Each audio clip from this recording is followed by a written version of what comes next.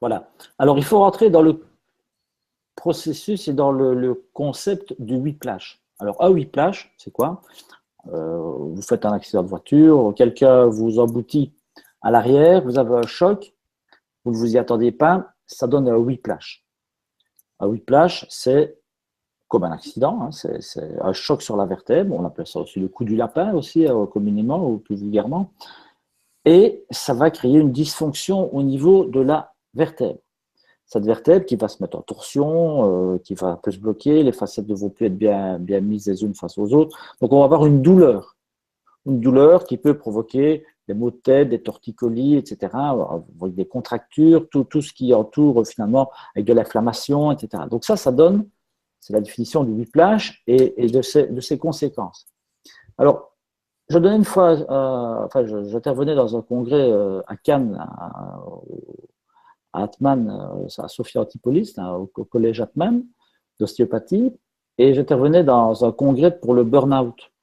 Et juste avant moi, l'ex-directeur de Medstone, hein, la grande école d'ostéopathie anglaise, m'a vraiment déroulé le tapis rouge parce que lui est venu avec la notion de whiplash émotionnel.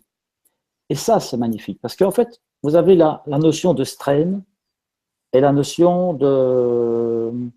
où finalement, quand vous avez un strain, vous avez toujours une pression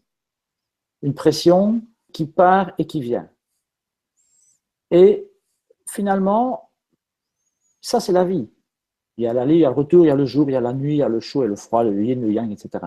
Par contre, quand vous avez une pression continue, comme du harcèlement, comme le fait d'être malade, le fait d'avoir un stress continu, ce stress continu va agir sur votre système nerveux, sur votre système neurovégétatif, sur votre système endocrinien.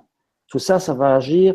Donc, le stress aigu, comme la douleur aiguë, ça va créer une production d'adrénaline parce qu'il faut réagir par rapport à un stress, par rapport à une douleur, parce qu'il faut se défendre. Hein, c'est la notion, il faut lutter ou fuir.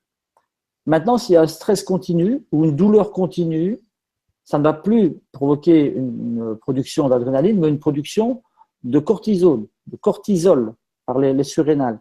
Donc ça, on est dans la notion de stress continu.